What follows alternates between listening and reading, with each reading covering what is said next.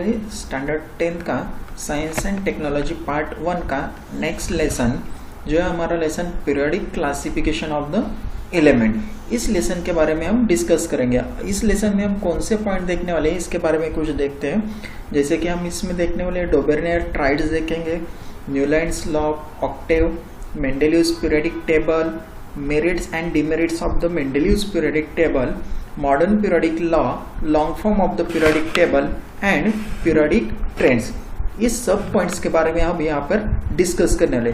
सब पॉइंट्स आपके क्लियर करने के लिए पूरा वीडियो देखेगा। Okay, so let's we start.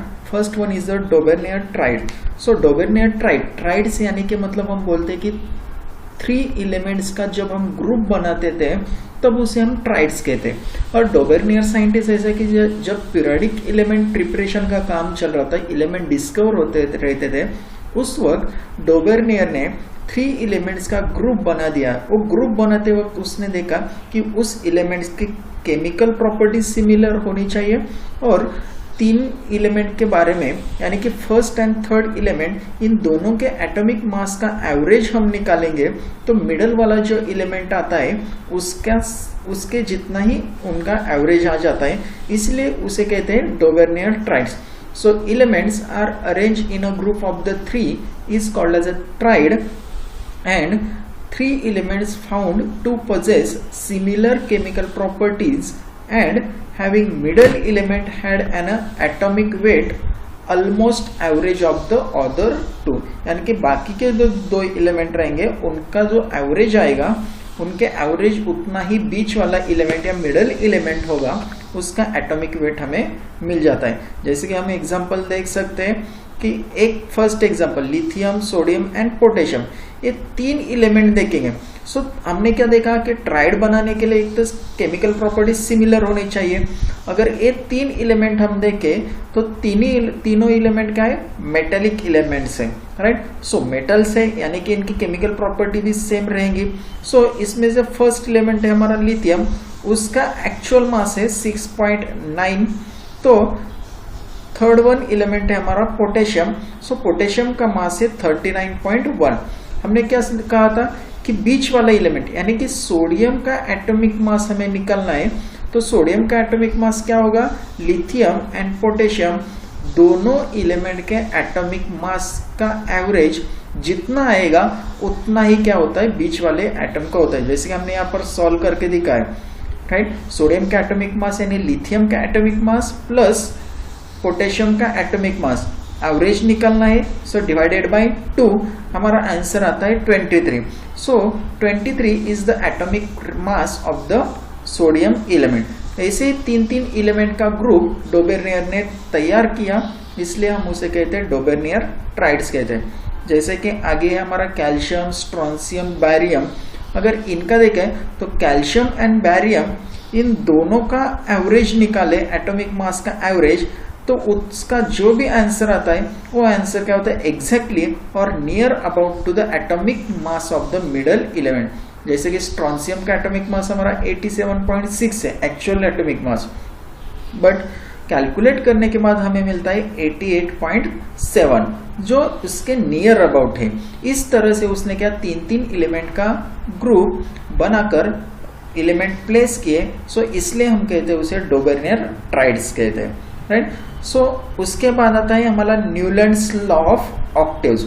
Octaves यानी 8 बोलते हैं। जैसे कि हम बोलते हैं कि म्यूजिक में हमारे 7 सुर होते हैं, राइट। सा रे ग म प ध नी, ये 7 सुर, लेकिन आखिरी वाला सुर होता है जो सा, नी के बाद हम वापस सा को लेते हैं, यानी पहला वाला एलिमेंट है उसी तरह लेते हैं। सो इसे हम ऑक्टेव कहेंगे।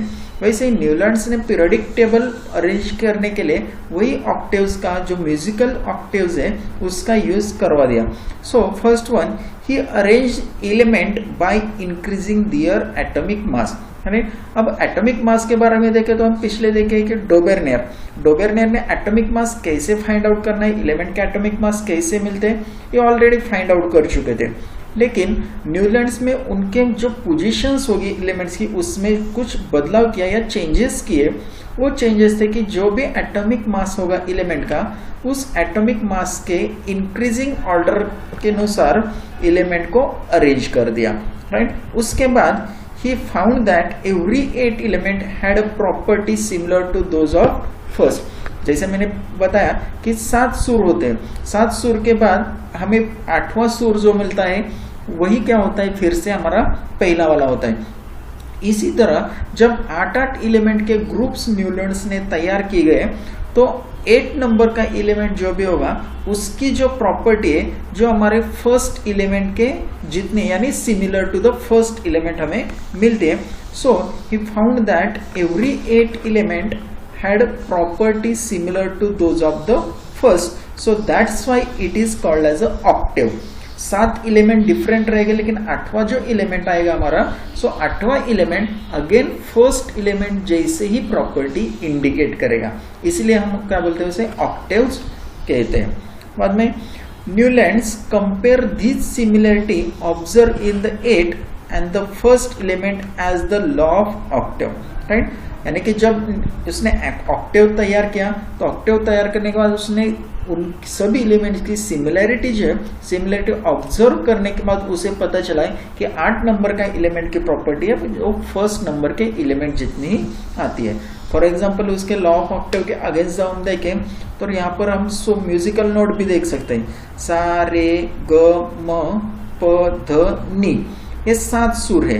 वैसे ही हमें 7 एलिमेंट क्या क्या डोगरे ने प्लेस किया, लेकिन 7 सुर के बाद 8वां सुर जो लेते हैं वो क्या होता है, हमारा पहला वाला ही सुर हम वापस लेते हैं। वैसे ही जब 7 एलिमेंट प्लेस कर दें तो 8वां एलिमेंट की जो प्रॉपर्टी हमें मिले थे वो क्या मिली थी, फर्स्ट एलिमेंट जैसे ही मिले थे, इसलिए उसने 8वां एलिमेंट जो होगा वो फिर से फर्स्ट एलिमेंट के नीचे लिख दिया। जैसे कि यहाँ पर हम देखते हैं कि 7 element hydrogen, lithium, beryllium, boron, carbon, nitrogen and oxygen, ये 7 एलिमेंट जिनकी केमिकल प्रॉपर्टी और एटॉमिक मासेस के अरेंजमेंट के अनुसार उसने उनको 7 सुर में बांट दिया। और 8वां जो एलिमेंट होगा उसकी प्रॉपर्टी अगेन क्या मिली है उसको, या similarity to the first element यानी फ्लोरीन यानी हाइड्रोजन। नीचे वाले थे क्लोरीन और फ्लोरीन, जैसे कोबाल्ट एंड निकेल, क्लोरीन, इस तरह से क्या है 8 एलिमेंट के ग्रुप बनाकर उसने ऑक्टेव तैयार की गई। लेकिन जब ऑक्टेव तैयार किया गया तो आगे वाली सिचुएशन या फ्यूचर जाके जब कुछ एलिमेंट डिस्कवर हो सकते हैं तो उसके अगेंस्ट कुछ लिमिटेशंस उसमें दिखाई दे, तो उसके लिमिटेशंस है। So this law was found to applicable only up to the calcium, right. यानी कि ये जो ऑक्टेव रूल बनाए थे न्यूलैंड्स ने, वो ऑक्टेव रूल खाली कैल्शियम एलिमेंट के डिस्कवर तक यानी 20 नंबर के एलिमेंट तक ही एप्लीकेबल रह सकता है। उसके बाद के एलिमेंट है तो उसके बाद के एलिमेंट हम फिर से ऑक्टेव रूल से अरेंज नहीं कर पा सकते, right. He place 2 different element in a same blocks, right. यानी इसमें जब स्टडी किया सिमिलर प्रॉपर्टीज है तो कुछ एलिमेंट्स ऐसे भी आए कि जिनकी प्रॉपर्टी जो है वो सिमिलर मिल चुके थे, यानी सिमिलर प्रॉपर्टी के एलिमेंट थे, तो उस सिमिलर प्रॉपर्टी के एलिमेंट उसने सेम बॉक्स में ही रख दिए थे। यानी कि हम यहाँ पर देख सकते हैं कि cobalt and nickel, right. So cobalt and nickel shows the similar properties, so they place the both element in a same box, right, as like a Ca and La, so both are the same properties element, they are also placed at the same blocks. So this is a limitation of the Newland's octave rules, right. So next one हमारा आता है मेंडेलिव्स periodic table, right. जो भी मेंडेलिव्स periodic table यानी कि फिलहाल conditions में हम जो भी पीरियोडिक टेबल यूज करते हैं वही हमारा होता है मेंडेलिव्स पीरियोडिक टेबल। हालांकि उसमें कुछ चेंजेस हो गए इसलिए हम उसे मॉडर्न पीरियोडिक टेबल कंसीडर करते हैं, लेकिन जो मेंडेलिव्स है, मेंडेलिव्स ने उसे क्या किया, डिस्कवर कर दिया, तो उसी डिस्कवरी के अगेंस्ट क्या करते हैं हम पीरियोडिक टेबल यूज कर देते हैं, राइट। सो मेंडेलिव पीरियोडिक टेबल तैयार करने के लिए उसके जो कुछ पॉइंट्स थे वो पॉइंट्स हम देखेंगे। यानी Mendeleev consider the fundamental property of element as a atomic mass, right. Element की जो फंडामेंटल प्रॉपर्टीज रहते हैं उस फंडामेंटल प्रॉपर्टी को ही उसने क्या कर दिया, एटॉमिक मास कंसीडर कर दिया, यानी कि उसमें उसका मास होगा, उसकी अलग से केमिकल प्रॉपर्टी होगी, फिजिकल प्रॉपर्टी होगी, या उसके जो वेट होगा, वे इस तरह के कुछ प्रॉपर्टीज को ही उसने क्या किया, एटॉमिक मास एलिमेंट का कंसीडर करके या फिर उसकी फंडामेंटल प्रॉपर्टी कंसीडर करके एलिमेंट को प्लेस कर दिया। उसके बाद all elements are arranged by increasing order of the atomic mass, also by the physical and chemical properties like melting point, boiling point and densities, right। जब मेंडेलिव्स ने study किया तो उसने एलिमेंट के अरेंजमेंट है वो एलिमेंट के arrangement increasing order of the atomic mass, यानी कि जो एटॉमिक मास उसने डिस्कवर किया उस एटॉमिक मास के इंक्रीजिंग ऑर्डर के अनुसार उसने क्या किया, एलिमेंट को पीरियोडिक टेबल में प्लेस किया। अल्सो उसके साथ ही यानी एटॉमिक मास के साथ ही उसने उस पर्टिकुलरली एलिमेंट के फिजिकल एंड केमिकल प्रॉपर्टीज उनका भी उसने क्या किया, स्टडी किया, as like a melting point, boiling point, densities etcetera.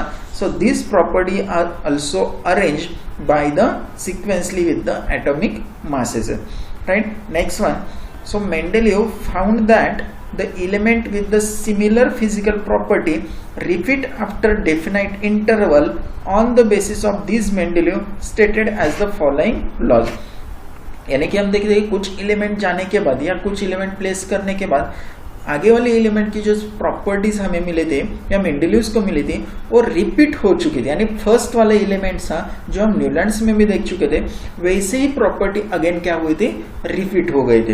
यानी मेंडेलिव्स को ये बात पता चली कि आफ्टर सम इंटरवल या कुछ देर बाद जो एलिमेंट की प्रॉपर्टीज है वो फिर से पहले वाले एलिमेंट तक मिलते हैं, यानी प्रॉपर्टीज जो है एलिमेंट्स की वो रिपीटेशन होते रहते हैं। जैसे कि हम अभी के वाले पीरियोडिक टेबल में देख सकते हैं। सो मेटेलिक एलिमेंट, अगर मेटेलिक एलिमेंट हम रो वाइज देखें सो रो के डायरेक्शन में जाते हुए मेटेलिक प्रॉपर्टी चेंजेस हो जाते हैं, मेटल टू नॉन मेटल, और नॉन मेटल एलिमेंट यानी लास्ट वाला हम देखते हैं कि हैलोजन एलिमेंट, उसके बाद जो एलिमेंट आता है वो अगेन फिर से क्या आता है, मेटेलिक एलिमेंट में आ जाता है। यानी कि कुछ देर बाद वही प्रॉपर्टी फिर से क्या हो गई, रिपीट हो गई। उस रिपीटेशन के बेसिस पर मेंडेलिव्स ने एक लॉ स्टेट किया और वो लॉज है properties of element are periodic function of their atomic masses, right. यानी एलिमेंट की जो प्रॉपर्टीज होगी या पीरियोडिक फंक्शन होगा वो एटॉमिक मास पर डिपेंड रहेगा, वैसे उसने डिस्कस कर दिया, बता दिया था, राइट। अब ये हुआ मेंडेलिव का पीरियोडिक टेबल, राइट। अगर मेंडेलिव का पीरियोडिक टेबल हम देखें तो vertical column in a Mendeleev periodic table are called as a group, while horizontal rows are called as a periods, right। अब यहाँ हम देख सकते हैं कि जैसे हमने सीरीज नंबर दिए 1 to 12, so that series is called as a period, right। So Mendeleev periodic table में से हम पीरियड, ताकि हालांकि हम अभी के पीरियोडिक टेबल में देखते हैं कि हमारे पास 7 पीरियड है, so that is a modern periodic table, है modern Mendeleev periodic table, right. So next one he see that the number of group, vertical column, group first, second, third, fourth, fifth, 6, 7 and 8, इस तरह से Mendeleev ने क्या periodic table arrange किया। अगर यहाँ पर हम देखते हैं हाइड्रोजन एलिमेंट के पोजीशन ग्रुप फर्स्ट में, लिथियम की सेकंड में, बेरिलियम, बोरॉन, कार्बन, नाइट्रोजन, सो इनका एटॉमिक नंबर हम देख सकते हैं। So atomic number increasing order के अनुसार उसने एलिमेंट को पोजीशंस दे दी, राइट। सो इस पोजीशन देने के बाद वहां पर ऐसा हो कि कुछ एलिमेंट के लिए उसने जगह छोड़ दी, यानी कि हम देखते हैं कैल्शियम का एटॉमिक मास 40 है, उसके बाद टिटेनियम जो हमें मिला था पहले उसका 48 था। सो बीच वाले कुछ एलिमेंट्स रहेगा उसके लिए उसने जो एटॉमिक नंबर या एटॉमिक मास था 44, उसके लिए जगह छोड़ दी थी। इसी तरह हम देखते हैं कि बाकी जगह पर भी उसने कुछ एम्प्टी स्पेसेस छोड़ दिए थे, यानी कि फ्यूचर में जाकर आगे कोई एलिमेंट डिस्कवर होगा या फिर उसका एटॉमिक मास इनके बीच में होगा तो उस एलिमेंट को यहाँ पर प्लेस कर सकते हैं। इस तरह से उसने क्या फ्यूचर प्लानिंग करके ही वहां पर क्या जगह छोड़ दी थी, राइट। इस तरह से क्या है उसने ग्रुप और रोज में पीरियोडिक या फिर एलिमेंट की पोजीशंस उसने प्लेस की थी, राइट। अब देखते हैं कि merits of the Mendeleev periodic table. अब देखते हैं कि कोई भी चीज हो तो उसका फायदा भी होता है और तोटा भी, नुकसान भी हो जाता है। वैसे हम मेंडलीव पीरियोडिक टेबल के मेरिट्स जो है वो मेरिट्स हम देखेंगे, यानी कि उसका बेनिफिट, आगे जाके हमें मिलने वाला बेनिफिट, या मॉडर्न पीरियोडिक टेबल जब तैयार किया गया उससे जो मेंडलीव के कुछ पॉइंट्स थे वो पॉइंट्स क्या हुआ, उसके लिए हम बेनिफिशियरी हो गए, इसलिए हम उसे मेरिट्स बोलते हैं। So first one, some groups were left for the element yet to be discovered. Thus, if a certain new element is discovered, it can be placed in a new group without disturbing any existing group. Right? जो हमने पीछे भी देखा कि यहाँ पर देखा कि कुछ जगह मेंडलीव ने पीरियोडिक टेबल में बीच में छोड़ दी थी, राइट। सो उस पीरियोडिक टेबल में छोड़ देने के बाद उसने क्या किया कि यानी ये बता दिया कि आगे जाके फ्यूचर में अगर कोई एलिमेंट्स मिल जाता है तो उस एलिमेंट का पोजीशन उसने पहले से डिस्कस कर रखे थे, राइट। इस तरह से अपना ये उसका मेरिट्स हुआ था। So predict properties of element on the basis of their position in a periodic table, right. So यानी predict properties of element on the basis of position in their periodic table, यानी कि कुछ element की जो periodic properties हमें find करनी होगी तो पीरियोडिक टेबल में से जो पोजीशंस होगी उस पोजीशंस के अगेंस्ट हम उसकी प्रॉपर्टी डिसाइड करेंगे। यानी कि हम देखते हैं कि metallic element, non metallic element या मेटालाइट एलिमेंट, इनकी पोजीशंस का फिक्स हो चुकी थी, वही मेंडलीव ने पोजीशन ऑलरेडी फिक्स कर रखी थी। वैसे ही accommodate noble gases when they were discovered without disturbing the original arrangement, right? Noble gases यानी कि हम देखते हैं इलेक्ट्रॉनिक कॉन्फिगरेशन लिखने बाद कोई एलिमेंट कंप्लीटली स्टेबल हो जाता है, यानी कि उसकी वैलेंसी 0 आती है, उसी एलिमेंट को हम क्या बोलते हैं, नोबेल गैस। तो मेंडलीव ने क्या किया था, वैसे जब नोबेल गैस डिस्कवर हो गए तो उसके लिए एक अलग सा ग्रुप तैयार किया था कि फिर कभी जाके नोबेल गैस डिस्कवर हो जाए तो उस नोबेल गैसेस को हम क्या करेंगे, उसी ब्लॉक में पोजीशन करेंगे, जिसकी वजह से आगे वाली जो हमारी अरेंजमेंट है, ओरिजिनल अरेंजमेंट, उसमें कोई भी डिस्टर्बेंस नहीं होगा। ये हमारा बेनिफिट था, यानी आगे जाके कोई भी नोबेल गैस एलिमेंट है तो उसका सेपरेटली कॉलम वहां पर डिस्कवर या अरेंज कर चुके थे। And next one, he also arrange element based on their properties and atomic masses, right? यानी कि देखा था न्यूलैंड्स में हमने देखा था कि उसके सिर्फ एटॉमिक मासेस के बेसिस पर एलिमेंट्स अरेंज किए थे, लेकिन मेंडलीव ने क्या किया कि एलिमेंट का प्रॉपर्टी एंड एटॉमिक मासेस, इन दोनों का यूज करके एलिमेंट की अरेंजमेंट कर दी थी। इस तरह से हमें मेंडलीव के मेरिट्स हमें मिल जाते हैं।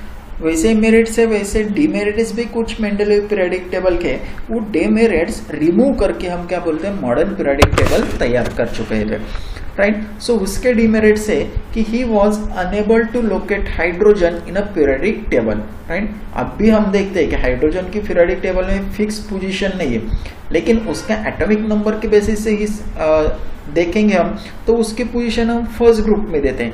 लेकिन प्रॉपर्टी का जब हम थिंकिंग करते हैं या प्रॉपर्टी के बारे में सोचते हैं तो हाइड्रोजन को हम फिक्स पोजीशन नहीं दे सकते, राइट। सो ए डीमेरिट मेंडलीव पीरियोडिक टेबल का था कि वो हाइड्रोजन को स्पेसिफिक पोजीशंस नहीं दे पाया, right. Next, increasing atomic mass was not regular while moving from one element to another, right. हम देखते हैं कि उसने एटॉमिक अरेंजमेंट के अनुसार एलिमेंट को प्लेस कर दिया, लेकिन एटॉमिक मासेस जो है वो इंक्रीजिंग ऑर्डर जो हम देखें सो रेगुलर नहीं थे, यानी कि कहाँ पर वो दो से बढ़ रही है, कहीं पर देखें तो that are increases with the 5 number या 10, 15, इस तरह से एटॉमिक मासेस के इंक्रीज में वेरिएशंस मिला। तो ये डिमेरिट्स हैं कि उसमें रेगुलरिटी नहीं थी एटॉमिक मासेस इंक्रीज होने में। वैसे ही नेक्स्ट वन डिमेरिट्स है, isotopes could not explain in this the periodic table, यानी कि हम देखते हैं कि आइसोटोप्स यानी कि हम देखते हैं कुछ एलिमेंट इसका एटॉमिक नंबर सेम रहेगा, एटॉमिक मासेस डिफरेंट रहेगा। वैसे डिफरेंट एलिमेंट हमें नेचर में मिल चुके थे, सो उस एलिमेंट को पीरियोडिक टेबल में हम कहाँ पर पोजीशन दे या उसके बारे में एक्सप्लेनेशन किस जगह पर दे, इसके बारे में हमें कुछ भी पता नहीं था, या वो डिमेरिट्स मेंडलीव पीरियोडिक टेबल में हमें मिला था, राइट। सो नेक्स्ट हम देखेंगे वो डिमेरिट्स रिमूव करने के बाद हमने साइंटिस्ट ने क्या किया कि मॉडर्न पीरियोडिक टेबल डेवलप कर दिया। So modern periodic table develop करने के लिए हेनरी मोस्ले ये साइंटिस्ट ने क्या किया, मॉडर्न पीरियोडिक टेबल डिस्कवर किया। सो ये डिस्कवर करते वक्त उसने कुछ एक्सपेरिमेंटल प्रोग्राम या एक्सपेरिमेंट डिस्कवर किया, डेमोन्स्ट्रेट किया, यानी कि एक्सरे ट्यूब कहते हैं। सो एलिमेंट पर उसने कुछ एक्सरे ट्यूब में रखकर उसके एक्सरेज का बम्बार्डिंग किया या उसमें से एक्सरेज पास कर दिए, उसके वजह से उसके जो न्यूक्लियस था वो न्यूक्लियस डिस्कवर हो गया, और न्यूक्लियस के अंदर जो भी पार्टिकल्स थे उस पार्टिकल्स का क्या हुआ, वो डिस्कवरी हो गया।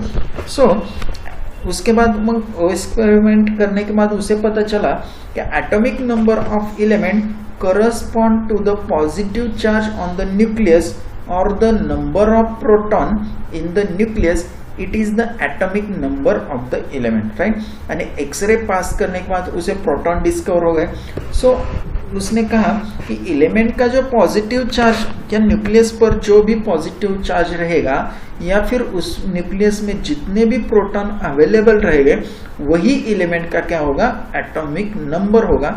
ये उसने पता लगा दिया, राइट। सो उसने देखा कि हर एक एलिमेंट में नंबर ऑफ प्रोटॉन्स डिफरेंट है, कुछ में 1 हो गए, कुछ में 10 हो गए, कुछ में 15, 5, 6, 8, इस तरह से नंबर ऑफ प्रोटॉन्स में मिल चुके थे। सो हम देख रहे कि उसमें जब प्रोटॉन्स मिल रहे थे उसमें रेगुलरिटी इंक्रीजिंग की तरह, यानी प्रोटॉन्स बढ़ते जाने वाले एक रेगुलर सीक्वेंस में मिल रहे थे। सो इसकी वजह से उसने कहा कि न्यूक्लियस में जो भी प्रोटॉन और पॉजिटिव चार्ज प्रेजेंट है उसी को उसने एटॉमिक नंबर कह दिया, और उसी एटॉमिक नंबर के इंक्रीजिंग ऑर्डर से हम मॉडर्न पीरियोडिक टेबल में एलिमेंट प्लेस करते हैं, right. So therefore atomic number is the more fundamental property of an element than its atomic मास।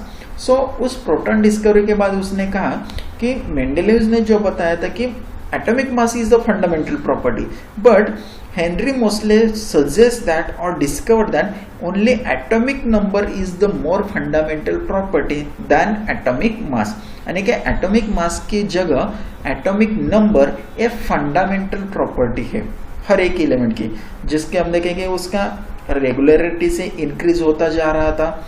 यही फंडामेंटल प्रॉपर्टी उसने डिस्कवर की। So therefore modern periodic law stated, यानी कि जो मॉडर्न पीरियोडिक टेबल था, मेंडेलीव का जो पीरियोडिक लॉज था वही लॉज फिर से उसने चेंज करके बता दिया, जैसे कि properties of element are a periodic function of their atomic number.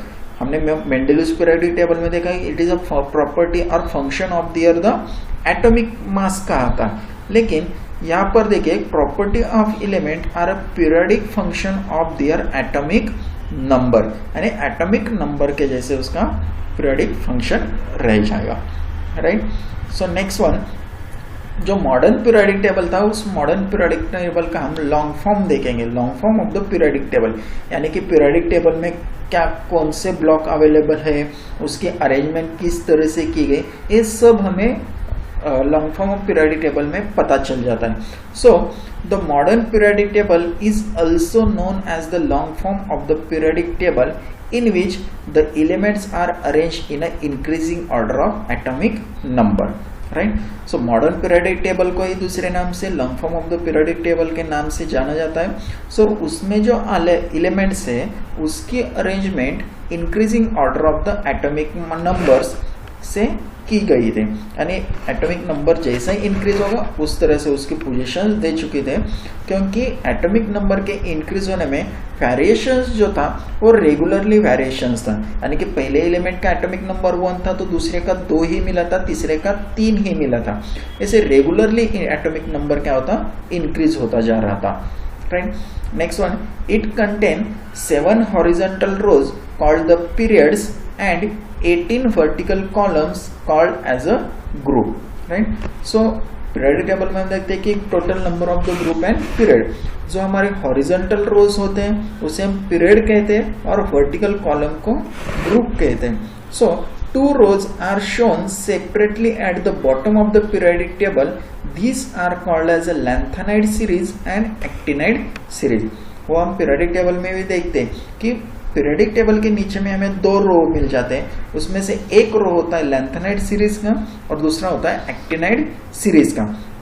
ऐसे ही periodic table are divided into the 4 blocks, that is s block, p block, d block and f block, right. ये 4 blocks में क्या हुआ है, periodic table हम divide कर देते हैं स्टडी करने के लिए। यानी कि पीरियोडिक टेबल के राइट साइड देखे तो S block element that contain the group first and second, P block की एलिमेंट, डी ब्लॉक की एलिमेंट एंड ए ब्लॉक, ऐसे ही ब्लॉक्स हमारे पीरियोडिक टेबल में मिल जाते हैं। सो हम देखते हैं कि S block contain the group first and second, P block contain the group 13 to 18, D block contain the group 3 to 12, right? So that is the total number of the group. 18 groups are present into the periodic table, and F block element contain lanthanide and actinide series, जो हम periodic table के नीचे दिखा देते हैं, right. So characteristics of a group and period changes slowly while going from one end to the another end. अब देखते हैं कि एलिमेंट के जो प्रॉपर्टीज रहेगा, फिजिकल प्रॉपर्टीज, केमिकल प्रॉपर्टीज, उसका रिएक्टिविटी रहेगा या मेटेलिक नॉन मेटेलिक कैरेक्टर रहेगा, एक कैरेक्टर या कुछ जो है ना, सो पीरियड्स में हम देखते हैं कि स्लोली चेंजेस हो जाते हैं। यानी पीरियोडिक टेबल्स में देखिए हम लेफ्ट टू राइट जाए या फिर टॉप टू बॉटम पे जाए, सो उसमें क्या होते हैं, कुछ चेंजेस हमें दिखाई देते हैं। उसी चेंजेस को हम क्या कहते हैं, पीरियोडिक ट्रेंड्स कहते हैं, राइट। यानी पीरियोडिकल प्रॉपर्टीज उसे कहते हैं। अगर वो प्रॉपर्टीज कौन से, वो प्रॉपर्टीज हमें यहाँ पर देखना है। सो हमारा फर्स्ट पीरियोडिक ट्रेंड्स है वैलेंसी।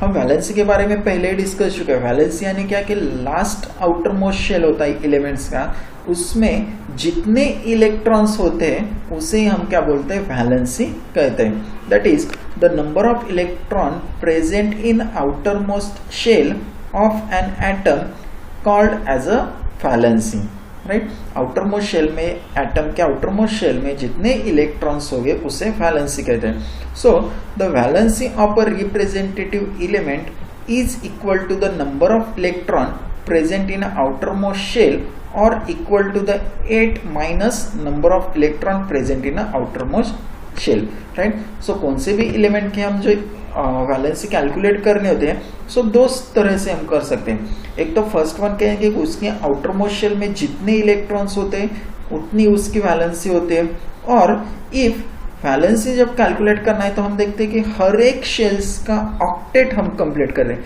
यानी कि उसमें 8 इलेक्ट्रॉन होना जरूरी होता है। जब 8 इलेक्ट्रॉन होता है वो स्टेबल हो जाता है। सो उसके हिसाब से हम वैलेंसी कैलकुलेट करेंगे, तो valency is equal to 8 minus number of electron in outermost shell. किस कंडीशन में हमें ये फॉर्मूला यूज करना है और किस कंडीशन में हमें सिर्फ इलेक्ट्रॉन काउंट करके लेना है, उसके बारे में हम एग्जांपल्स देखेंगे। सो फर्स्ट एग्जांपल है हमारा electronic configuration of hydrogen and lithium.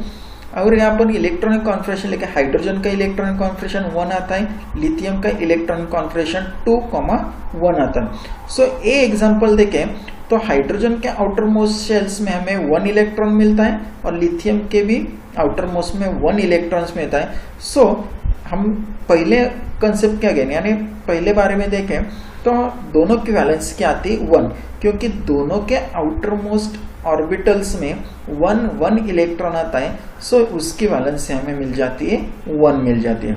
और यहाँ देखा कि इस एग्जांपल में हमने सिर्फ आउटर मोस्ट इलेक्ट्रॉन्स जो है वो काउंट करके उसकी वैलेंसी लिख दिए।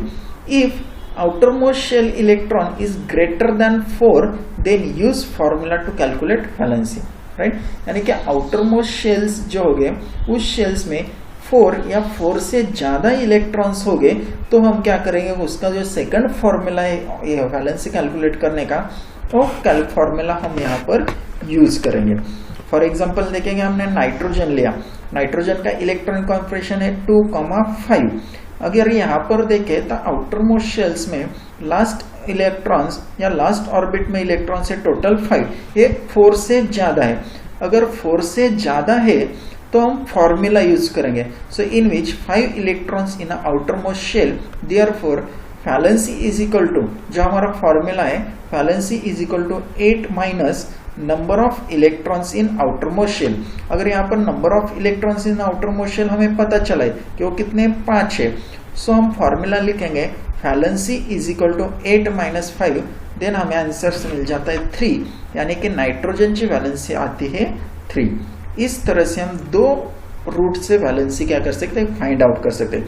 इफ आउटर मोस्ट इलेक्ट्रॉन 4 से कम हो तो जितने इलेक्ट्रॉन आते हैं उतनी ही उसकी वैलेंसी आती है, और इलेक्ट्रॉन्स आउटर मोस्ट के इलेक्ट्रॉन 4 से ज्यादा होंगे तब हम क्या करेंगे, फॉर्मूला यूज करके वैलेंसी फाइंड आउट करेंगे। जो हमारा फॉर्मूला है valency is equal to 8 minus number of electron in outermost shell, right. So next property है हमारी periodic trends, atomic size, right. Atomic size के बारे में हम देखते हैं कि नंबर ऑफ प्रोटॉन्स जब या फिर ऑर्बिटल्स एटम्स में इंक्रीज हो जाते हैं तो उसके एटॉमिक साइज भी इंक्रीज हो जाते हैं। एटॉमिक साइज को हम रेडियस बोलते हैं। जैसे कि हम सर्कल में रेडियस कैलकुलेट करते हैं, centre of distance from centre of circle to the outer layer, उसी तरह एटॉमिक साइज में भी हम एटॉमिक रेडियस फाइंड आउट करते हैं, that is called as atomic size. So atomic radius यानी the distance between the nucleus of the atom and the outermost shell, right? Atom का जो न्यूक्लियस होगा वो न्यूक्लियस और आउटर मोस्ट शेल होगा, उनके बीच में से जो डिस्टेंस होगा उसी को हम बोलेंगे एटॉमिक रेडियस बोलते हैं, right. So atomic radius calculate करने के लिए हम जो यूनिट यूज करते हैं, that is unit of the atomic radius is PM, that is picometre, right. इस यूनिट में हम क्या करते हैं, एटॉमिक रेडियस कैलकुलेट करते हैं। So 1 picometre is equal to 10⁻⁻12 metre. ये क्या हुआ इसका, हम इसमें पिकोमीटर यहाँ यूज कर देते हैं। आगे जाके हम देखते हैं कि जो एटॉमिक रेडियस की प्रॉपर्टी है, जो पीरियोडिक टेबल में चेंजेस किस तरह से हो जाते हैं उसके बारे में हम देखेंगे। So we are going from the left to right in a periodic table, atomic radius decreases, right. जब भी हम पीरियोडिक टेबल में लेफ्ट टू राइट जाते हैं, यानी कि एस ब्लॉक की तरफ से पी ब्लॉक की तरफ जाते हैं, तो एटॉमिक रेडियस से एलिमेंट की जो डिक्रीज हो जाते हैं, because of new electron is added in a outermost orbital और same outermost orbital, hence attraction of nucleus and outermost electron is increased, hence atomic radius is a slightly decreases। यानी left to right से जाता है, जैसे कि atomic number increase होता जाता है उस तरह से लास्ट ऑर्बिटल में जो भी इलेक्ट्रॉन्स इंक्रीज हो जाता है वो सिर्फ लास्ट ऑर्बिटल में इंक्रीज हो जाता है। उसके वजह से क्या होता है कि न्यूक्लियस का इलेक्ट्रॉन की तरफ होने वाला अट्रैक्शन वो स्लाइटली कम ज्यादा हो जाता है, अट्रैक्शन इंक्रीज हो जाता है, और अट्रैक्शन जैसे ही इंक्रीज हो जाता है उसकी रेडियस स्लाइटली क्या हो जाते हैं, डिक्रीज हो जाते हैं। यहाँ पर हम देख सकते हैं कि हाइड्रोजन से एलिमेंट हम स्टार्ट करेंगे। सो एलिमेंट स्टार्ट करने के बाद देखिए जैसे एलिमेंट चेंज होता है आउटर मोस्ट ऑर्बिटल्स में क्या होता है, इलेक्ट्रॉन्स इंक्रीज हो जाता है, जैसे boron, carbon, right, nitrogen, oxygen. ये देखिए जैसे जैसे इलेक्ट्रॉन आगे बढ़ता जाता है वैसे देख सकते हैं कि एक एक इलेक्ट्रॉन्स यहाँ पर बढ़ता जाता है, यानी कि जब ये कंप्लीटली फील्ड होगा उसका क्या होगा, न्यूक्लियस के बाजू में क्या होगा, अट्रैक्शन बढ़ता जाएगा, राइट। उस अट्रैक्शन बढ़ने की वजह से क्या होगा, उसका जो डिस्टेंस है वो डिस्टेंस क्या होगा, कम होता जाएगा।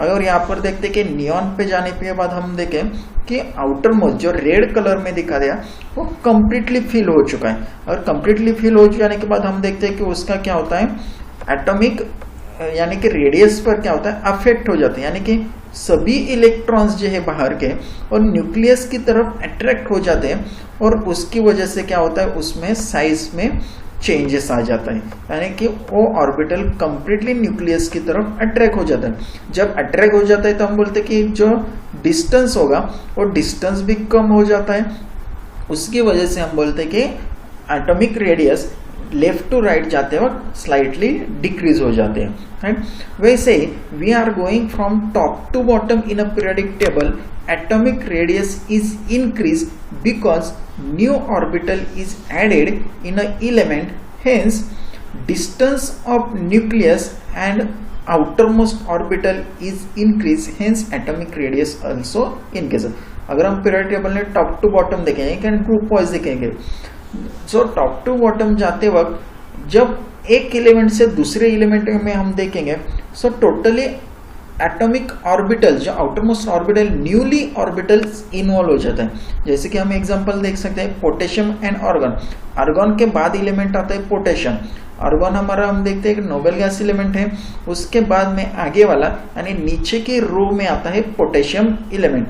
अगर हम पोटेशियम में देखें तो 4 ऑर्बिटल्स इंक्लूडेड है, 1 2 3 एंड 4, 4 ऑर्बिटल इंक्लूड है। तो आर्गन में हम देखेंगे खाली 3 ऑर्बिटल क्या outer most shells electronic configuration में इंक्लूड है। सो इसकी वजह से हम बोले कि आर्गन का जो डिस्टेंस है वो पोटेशियम के कंपैरिजन में कम डिस्टेंस यहाँ पर मिलता है। सो जैसे हम बोलते हैं कि टॉप टू बॉटम जाते हैं, जैसे जैसे हम आगे जाएंगे सो कंप्लीटली न्यू शेल्स या न्यू ऑर्बिटल क्या होगा उसमें इंक्लूड होगा या इंक्रीज होगा, उसकी वजह से एटॉमिक रेडियस भी इंक्रीज हो जाएगी, राइट।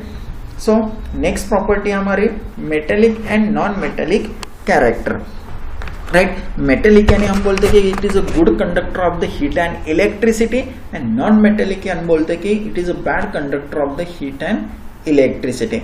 वैसे ही एलिमेंट की जो प्रॉपर्टी है, एलिमेंट में हम देखते हैं कि metallic and non-metallic character, right? So in periodic table metallic element are placed at the left side of the periodic table, right? यानी कि हम देखते हैं कि periodic table में जो ब्लॉक है S ब्लॉक एलिमेंट जो periodic table के लेफ्ट साइड में हम दिखा देते हैं उसे वो उसमें जो एलिमेंट्स है वो एलिमेंट क्या बोलते हैं हम metallic element. So both metallic element are placed at the left side of the periodic table.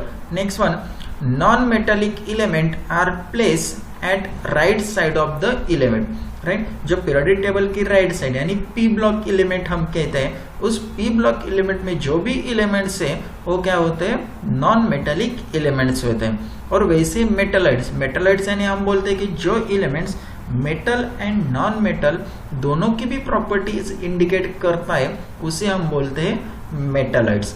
So metalloids are placed between metal and non metal element, right, या दोनों के बीच में यानी डी ब्लॉक एलिमेंट हम बोलते हैं। जो एस और पी के बीच में एलिमेंट्स आते हैं उसे हम बोलते हैं metalloid element, right. So metal have a tendency to form a cation by losing its valence electron.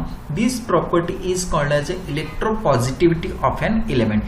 यानी कि हम देखते हैं कि मेटल में जो प्रॉपर्टी होती है या टेंडेंसी होती है that have to donate electron और loss the electron valence electron. ये जो वैलेंस इलेक्ट्रॉन डोनेट करता है उसे हम क्या होते हैं उसके बाद वो क्या करता है कैटायन तैयार करता है। कैटायन यानी एलिमेंट के ऊपर हम क्या लिखते हैं पॉजिटिव चार्ज लिखते हैं तो उसे कैटायन कहते हैं। वो कैटायनिक प्रॉपर्टी हमें मेटल्स में मिल जाते हैं। सो ये जो प्रॉपर्टी है उस प्रॉपर्टी को हम बोलते हैं electropositivity of an element, right.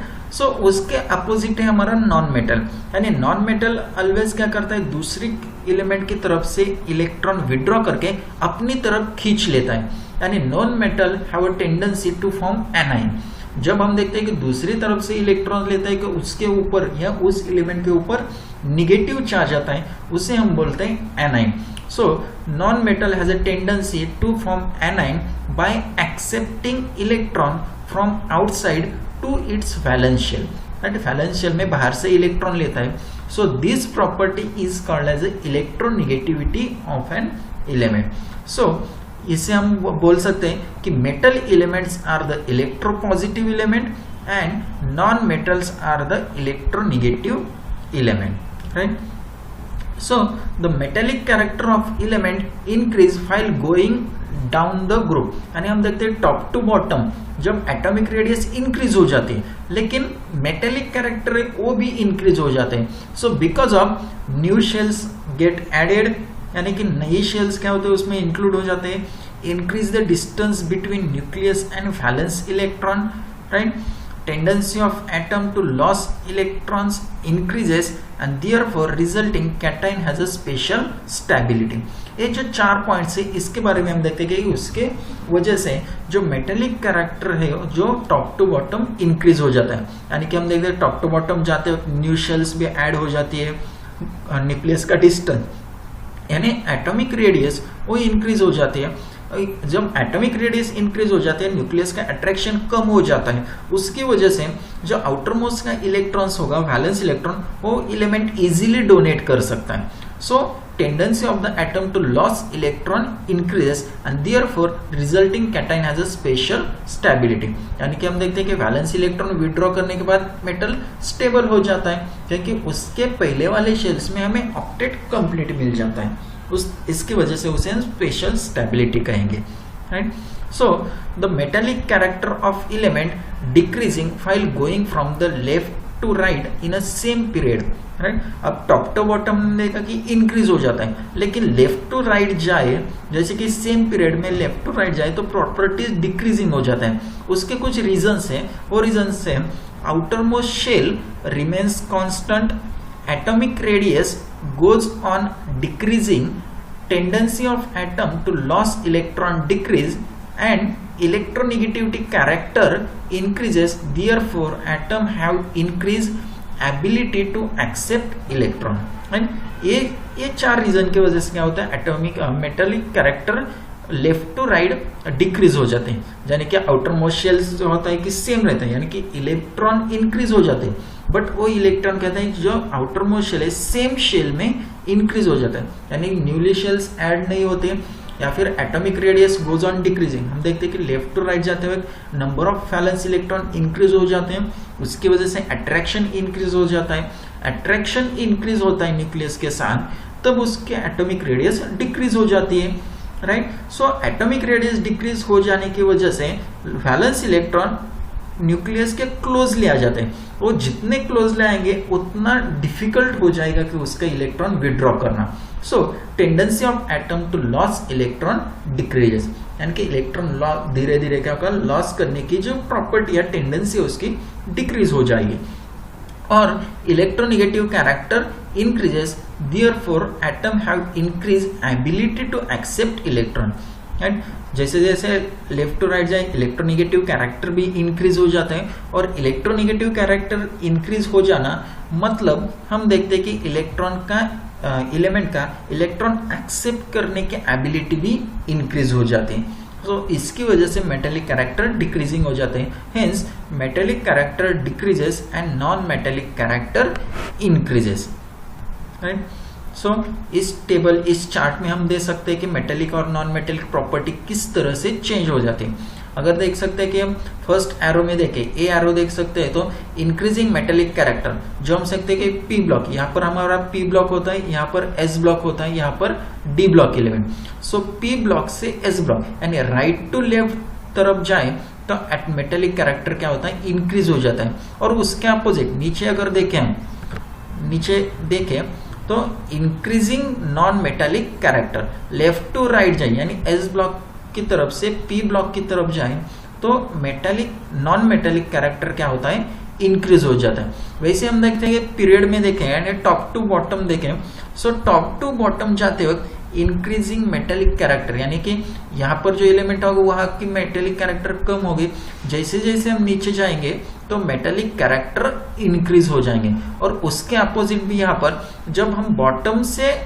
Top की तरफ जाएं तो नॉन मेटेलिक कैरेक्टर इंक्रीज हो जाए, यानी कि यहाँ पर जो एलिमेंट होगा उसकी नॉन मेटेलिक प्रॉपर्टी कम होगी, जैसे जैसे हम ऊपर की तरफ जाएंगे तो वहां पर होने वाली एलिमेंट की नॉन मेटेलिक कैरेक्टर क्या होगा ज्यादा होगा। इस तरह से बॉटम टू टॉप तक इंक्रीज हो जाता है। इस तरह से क्या इस टेबल की वजह से हम metallic and non metallic character याद रख सकते हैं। So thank you.